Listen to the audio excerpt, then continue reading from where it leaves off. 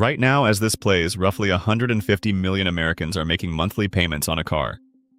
The average payment on a new vehicle is just under $750 a month. 1 in 5 of those loans stretches past 7 years. And the car itself, the thing all that money is buying, will lose more than half its value before the loan is paid off. This isn't a warning about buying luxury. This is a warning about buying normal.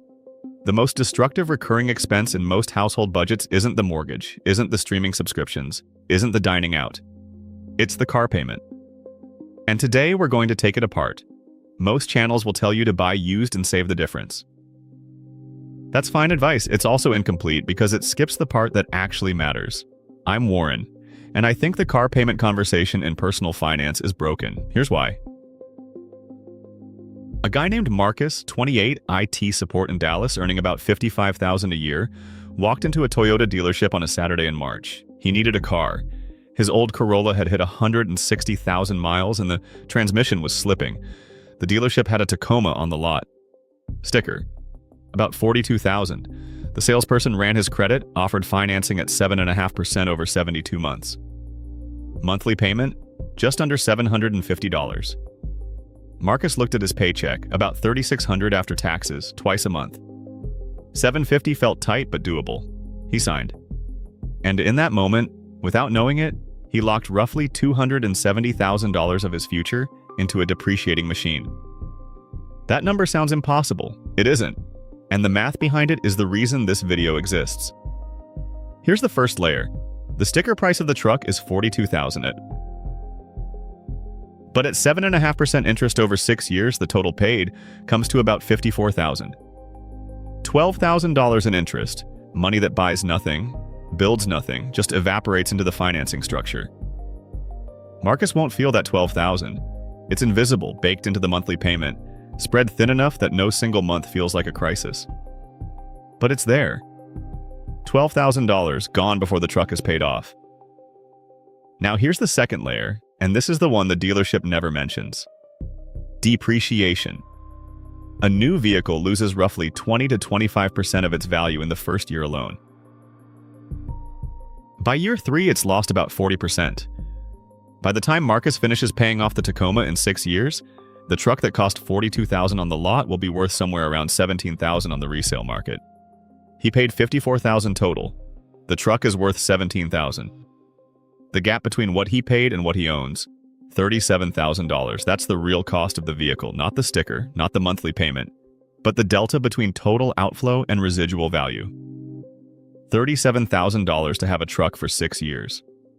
There's a specific moment in Marcus's story that illustrates this perfectly. 14 months into the loan, he takes the Tacoma through a Jiffy Lube for an oil change. While he's waiting in the plastic chair, scrolling his phone, he gets curious and pulls up Kelley Blue Book. Types in the year, the mileage, the trim. Trade-in value, about $31,000. He still owes $36,000 on the loan. The truck has already lost more than $10,000 in value, and he's still $5,000 underwater. 14 months in, sitting in a plastic chair at an oil change shop. That's the moment depreciation stops being an abstract concept and becomes a feeling, a quiet, sinking realization that the thing he's paying $750 a month for is worth less today than what he owes on it.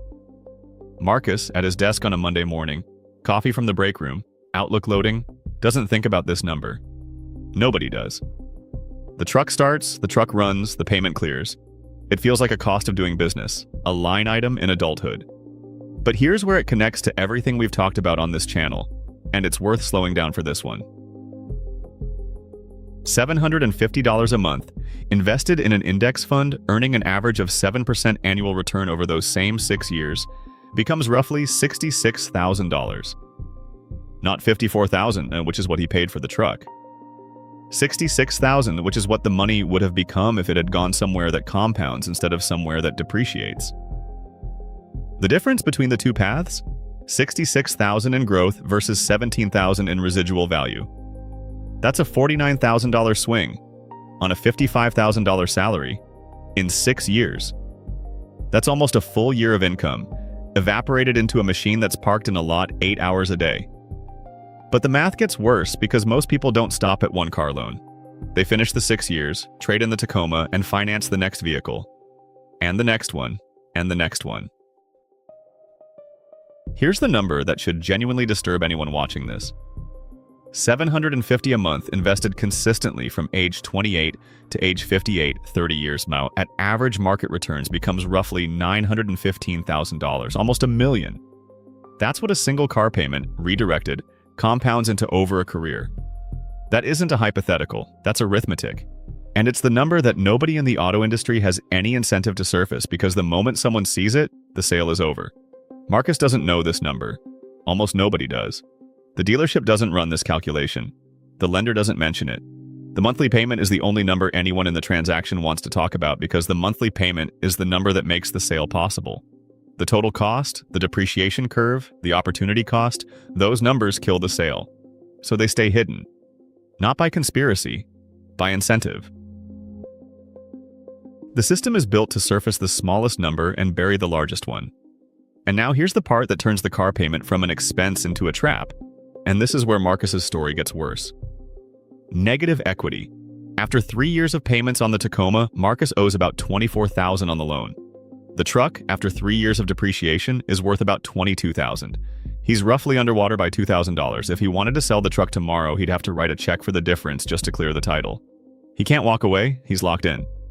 But here's the detail that turns this from one person's problem into a systemic one. Almost a third of people trading in a vehicle roll negative equity into the next loan. The average amount rolled over, about $7,000. Think about what that means. The next car, before it depreciates a single dollar, already has $7,000 of phantom debt attached to it. Debt from the previous car that never got paid off, just transferred. The new loan starts underwater on day one. The new car starts depreciating on day one. And the cycle continues. Each trade-in slightly more expensive than the last, each loan slightly more upside down, each monthly payment carrying invisible weight from a car the person no longer owns. This is how the car trap becomes permanent. Not through a single bad decision, but through a chain of individually reasonable ones that compound in the wrong direction. Same principle as the treadmill from yesterday's video. Same gears, different machine. There's a specific irony to the way this plays out at the dealership. The trade-in process is presented as a benefit, as if the old car is worth something. But for a third of buyers, the trade-in is actually adding cost to the new loan. The dealership knows this. The finance office knows this. The buyer looking at the monthly payment on the new vehicle often doesn't, because the rolled negative equity is absorbed into the number, invisible, unmarked. The monthly payment looks like it's for the new car. Part of it is still paying for the old one. And this needs to be said directly, because the polite version doesn't cut it. The auto lending system isn't broken. It's optimized for the lender. 7.5% on $42,000 over 6 years generates $12,000 in interest. Multiply that by the roughly 17 million new car loans originated every quarter, and the industry collects tens of billions a year in interest alone. Before fees, before add-ons, before the gap insurance and extended warranty that get rolled into the financing at the last minute. The person sitting at the dealership desk on a Saturday afternoon is the product. The monthly payment is the packaging. And the entire experience, the test drive, the negotiation, the trade-in appraisal, is designed to keep attention on the monthly number and away from the total cut. Marcus realized this 8 months into the loan. Not from a finance video, from his own spreadsheet. He'd started tracking his net worth after watching, and this is the part that connects this whole series together, the $10,000 threshold video. He opened a Google Sheet on a Sunday night, listed every asset and liability, and the truck appeared on both sides of the ledger. Asset, about $29,000 in estimated value. Liability, roughly $38,000 on the loan. Negative equity, $9,000. His entire net worth at 28 was being dragged underwater by one purchase he'd made in 45 minutes on a Saturday. He sat with that spreadsheet for a long time. The screen was bright in a dark apartment. He'd spent years building savings to almost $12,000 just past the threshold, and a single car purchase had undone most of it in net terms. Not because the truck broke, because the asset was depreciating faster than the debt was being paid down. The structure was working against him by design, and he'd signed the contract that allowed it. Here's the alternative. And it's one path, not a menu. Buy a reliable used vehicle 3 to 5 years old under $15,000 in cash or with a short loan of no more than 3 years. Hondas, Toyotas, Mazdas, these brands hold value specifically because they don't break. A 2021 Civic with 40,000 miles runs about 14 to 16,000 depending on the market. It'll go another 150,000 miles without a major repair if maintained. The monthly cost of ownership drops from $750 to something closer to $200 to $300 when you factor in lower insurance, lower registration, and no loan payment or a small one. The difference, roughly $400 to $500 a month, goes into the automated transfer from the protocol we set up in video 1. At $500 a month invested for 30 years, the math is straightforward.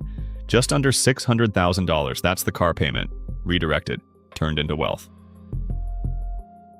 The person who drives the Civic to 200,000 miles and invests the difference retires with $600,000 more than the person who finances a new truck every 6 years. Same commute, same parking lot, same destination, different trajectory by $500,000. Marcus hasn't sold the Tacoma. He's too deep in negative equity to unwind it without taking a loss he can't afford. But he looked at the spreadsheet and asked one question. What can I control right now? The answer was the other side of the ledger. He set up an automated transfer, $200 a month into a Fidelity index fund, timed to the day after payday. It's not $500, it's what the gap allows after the truck payment clears. And he made himself one promise.